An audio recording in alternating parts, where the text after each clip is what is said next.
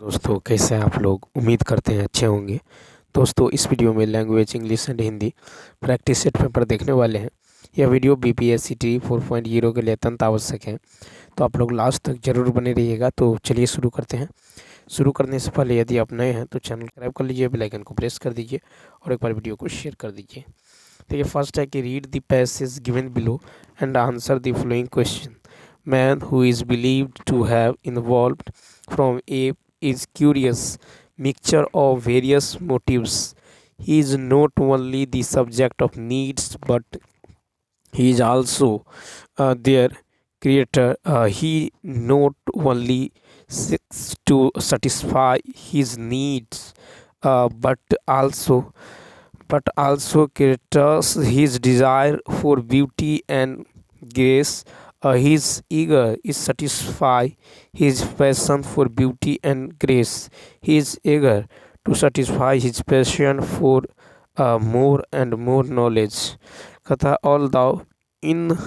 uh, although in a general way, the maximum necessity is the mother of invention is true. It is by no means the whole truth. Man is something much greater than an intelligent beings using his intellect to make newer invention from time to time. He has within him a spirit ever which is ever exhorting exhorting him to cut down his needs and learn to be happy with what he has.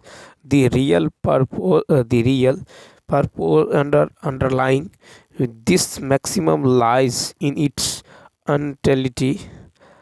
utility in the worldly sense. It asks us not to remain slaves of old habits and ways of life. We must face the situations, the new situations with a creative mind. Every new difficulty, every new problem which confronts us in our life can be uh, successfully with the spirit of inventiveness. Question है कि which of the following is not using the whole truth according to the passage. इसका right answer होगा B option, यानी man desires to cut down his needs and wants. Next देखिए, what does the maximum maintained in the passage teach us. इसका right answer होगा B option, यानी to endeavor constantly to create new passions and desires. तो यहाँ पे right answer B हो जाएगा। Next 3 है कि what does the spirit within man tell him to do. इनका होगा सी ऑप्शन, यानी to acquire more and more wealth and comfort. 4 number देखिए, कहता which of the flowing statements is or are true in the context of passage. तो 4 का होगा D option, more than one of the above हो जाएगा। ठीक है, तो according to the passage spirit of inventiveness may not stand in good stead in solving every new problem, and man has a passion for more and more knowledge. His true statement is true according to the passage. देखिए next है कि the similar meaning of maxim is. तो यहाँ पे 5 का right answer हो जाएगा A option, principle. तो देखिए the similar meaning of maxim in is principle. तो मैक्सिम की यदि बात करें तो इसका अर्थ होता है नीति। ठीक है, नीति वचन। ठीक है, नीति वचन सूक्ति। ठीक है, नीति वचन। ठीक है, और प्रिंसिपल की बात करें PRINCIPL, इसका मतलब होता है सिद्धांत। ठीक है, इसका अर्थ होता है आपको सिद्धांत। ठीक है, नियम। नेक्स्ट क्वेश्चन देखिए, क्वेश्चन नंबर 6।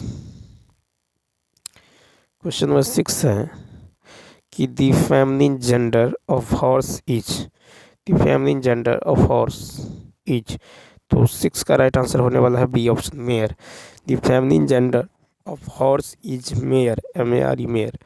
नेक्स्ट देखिए, नेक्स्ट है the sound of zebra is, the sound of zebra is, 7 का होगा A option. The sound of zebra is called whistle, WHISTLE। Question number 8 देखिए, क्वेश्चन नंबर 8 है कि find out the parts of speech of the word fast, he kept the fast for a week, he kept the fast for a week. तो देखिए यहाँ पे fast की यदि बात करें तो 8 का हो जाएगा बी ऑप्शन, क्या हो जाएगा, नाउन हो जाएगा। तो फास्ट शब्द का प्रयोग जब मेन वर्ब के बाद होता है, फास्ट शब्द का प्रयोग जब मेन वर्ब के बाद होता है तब एडवर्ब का कार्य करता है, और किसी नाउन के पहले होने पर एडजेक्टिव, ठीक है, एडजेक्टिव का इस वाक्य में नाउन के रूप में प्रयोग हुआ है, क्योंकि इसके पहले जो है दी का प्रयोग हुआ है, ठीक है। तो फास्ट के पहले दी का प्रयोग हुआ है, तो यहाँ पे क्या हो जाएगा, दी फास्ट जो है, फास्ट यहाँ पे हो जाएगा नाउन, ठीक है। तो यहाँ पे हो जाएगा आपको नाउन हो जाएगा, ठीक है। तो फास्ट शब्द का प्रयोग मेन वर्ब के बाद होता है तब एडवर्ब का कार्य करता है, और किसी नाउन के पहले होने पर एडजेक्टिव, और इस वाक्य में नाउन के रूप में प्रयोग हुआ है क्योंकि इसके पहले दी है। नेक्स्ट, अब देखिए पैसेज है, यहाँ पे दे दिया गया है, निम्नलिखित कथानुच्छेद को पढ़कर पूछे गए प्रश्नों के उत्तर दें। कथा, जिन महापुरुषों ने भारतीय समाज की दुर्व्यवस्था एवं जो गलत नीतियों को दूर करने में अपने जीवन के अमूल्य क्षणों का सदुपयोग किया है, उनमें राजा राम मोहन राय का नाम प्रमुख है। उन्होंने ही सती प्रथा और बाल विवाह जैसी कुरीतियों को बंद कराने का आंदोलन चलाया जो आगे चलकर सफल हुआ। कथा, वे नए भारत के पिता के नाम से हमारे देश में जो है लब्ध प्रतिष्ठित हैं थे। कथा, राजा राम मोहन राय ने समाज की कुरीतियों को हटाने के लिए जो पुस्तकें लिखी हैं, लेख लिखे हैं, और निर्भय होकर बुराइयों का जो भंडाफोड़ किया है। फिर कि उन्होंने ब्रह्मा समाज की स्थापना की। उनके चलते बंगाल के हिंदू नवयुवक समझने लगे कि हिंदू ठोस हैं और ढोंगियों ने जो है इनमें बुराइयां फैला रखी हैं।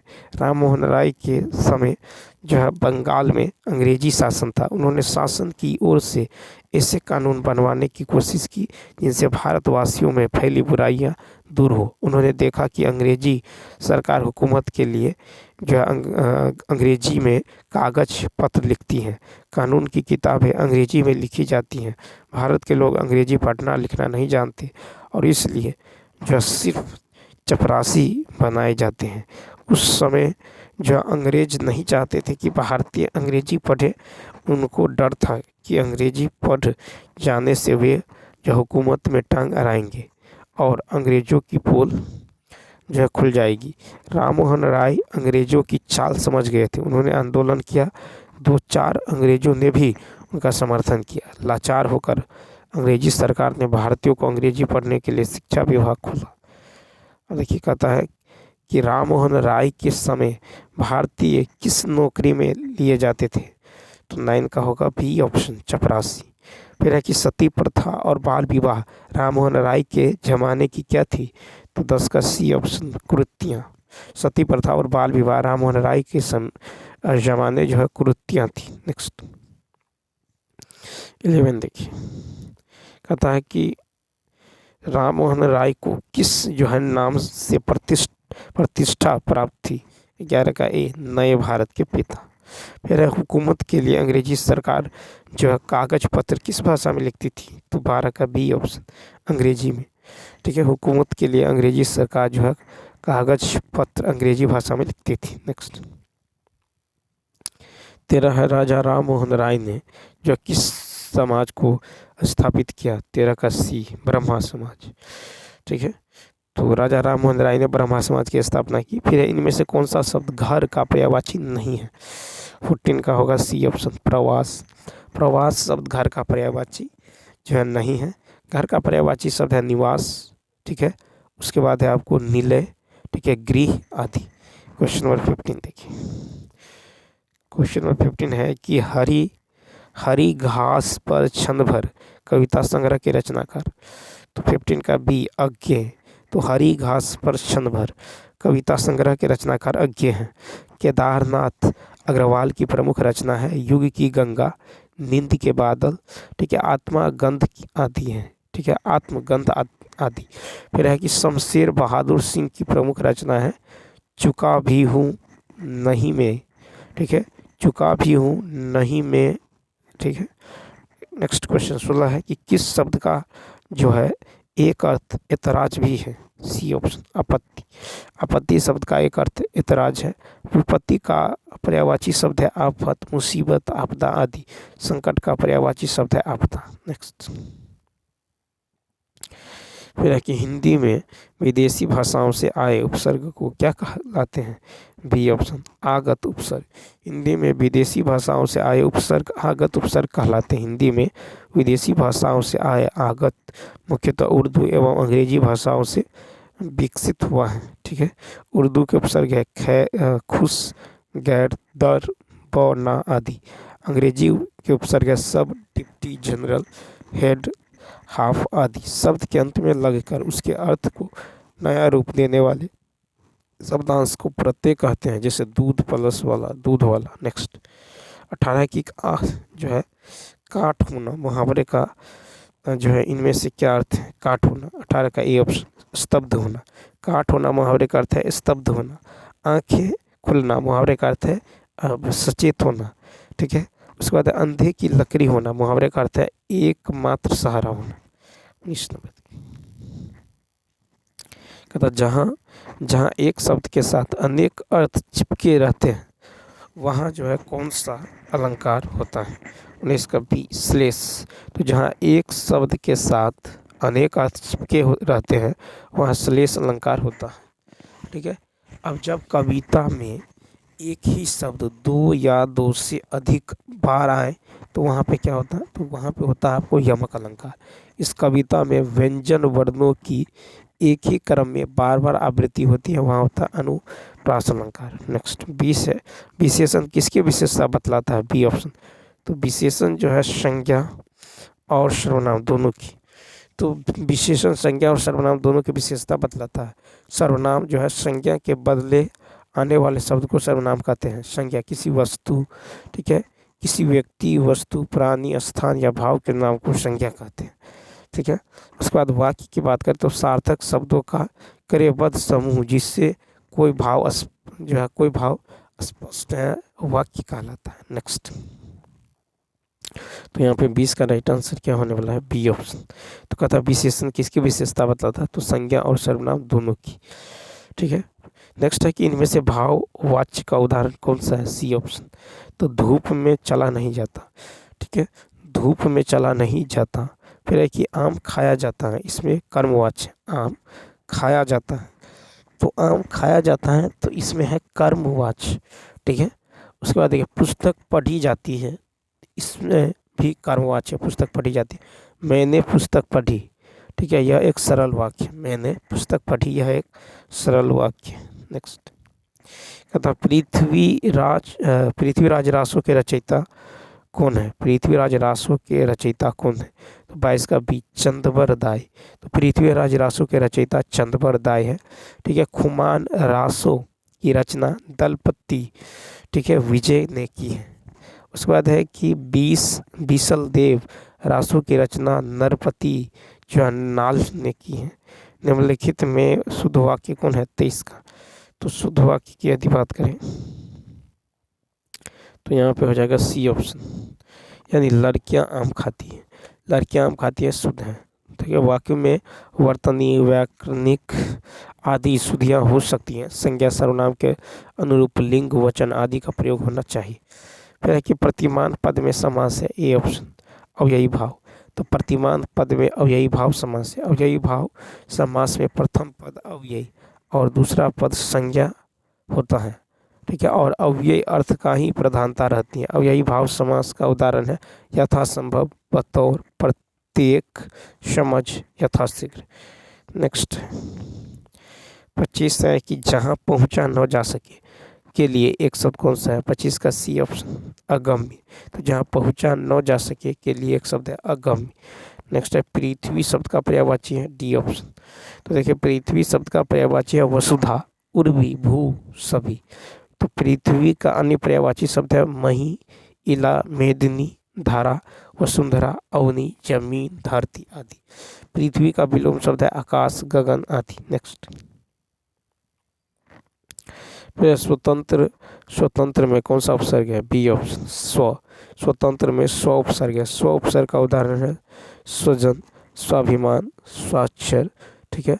उसके बाद है आपको स्वरूप, स्वागत, स्वाधिकार। स्वयं उपसर्ग का उदाहरण है स्वयं सिद्ध, ठीक है। स्वयं पेय, स्वयं प्रभु, ठीक है। स्वयंवर, स्वयं सेवक और स्वयं पाकी। नेक्स्ट है कि ब्राह्मण का स्त्रीलिंग बताएं, सी ऑप्शन, ब्राह्मणी, ठीक है। ब्राह्मण का स्त्रीलिंग रूप है ब्राह्मण। नेक्स्ट 29 नंबर है कि दिए गए विकल्पों में से, देखिए दिए गए विकल्पों में से कौन सा विकल्प फूल शब्द का समानार्थी शब्द है? 29 का ए, सुमन। तो देखिए फूल समानार्थी शब्द है और ये पुष्प, सारंग, ठीक है, गुल, कुसुम, प्रसून आदि इसके समानार्थी है। फूल का विलोम शब्द है कांटा। फूल का विलोम शब्द क्या है? तो कांटा है, ठीक है। 30 नंबर है सही वर्तनी वाले शब्द का चयन करें। 30 का हो जाएगा बी ऑप्शन, खूबसूरती, ठीक है। तो सही वर्तनी वाले शब्द हैं खूब, ठीक है, सूरती, खूबसूरती, यानी यहाँ पे राइट आंसर हो जाएगा। तो चलिए दोस्तों इस वीडियो में इतना ही। यदि ये वीडियो अच्छा लगा हो तो लाइक, शेयर और सब्सक्राइब करना ना भूलें। तो चलिए मिलते हैं नेक्स्ट वीडियो। Thanks for